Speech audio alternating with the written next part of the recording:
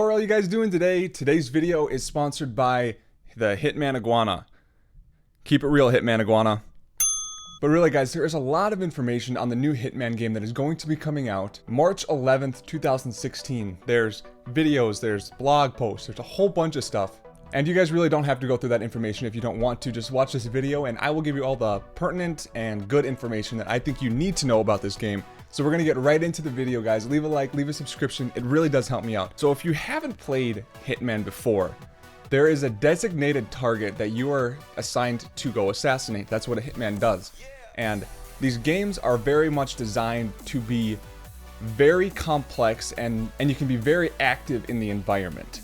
You don't want to just run into a room just guns blazing because you're going to be caught. Everything needs to be very precise, mechanical, and complex.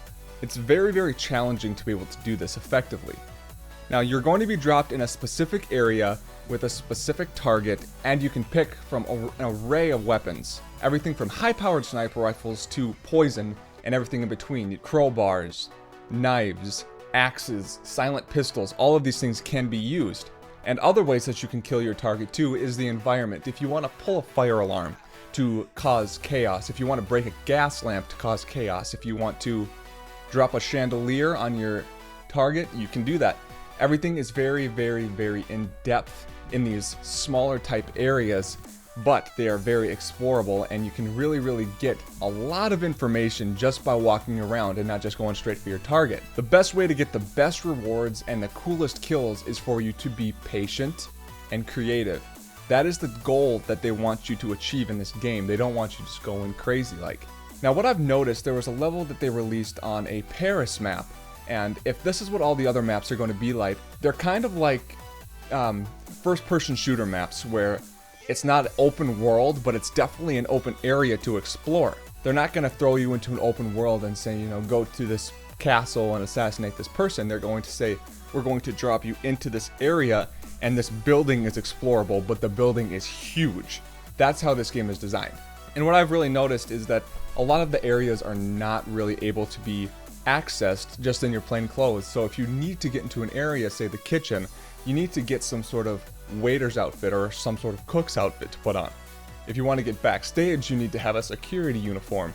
And to do that, you need to either kill somebody or knock them out and take their clothes and put them on so you can get into these areas. Everybody has specific areas that they are allowed and not allowed. So you need to really think before you enter these areas on what you're wearing. One thing that they really wanted to make clear are there are people in each of these maps called enforcers. They're either the head of security or some sort of specialized person where they can see through your disguises no matter what you're wearing.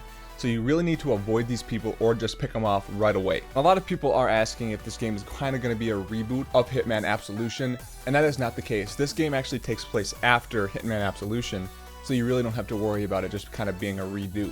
Now there really is something interesting with this release date that needs to be talked about, and that is that on March 11th, the game will be released, but it is only going to be released with 3 locations and 6 campaign missions that you can do, and that is just with the initial release. Now what they did interesting about this is you can buy just this initial release for $35, or you can buy the entire game for $60.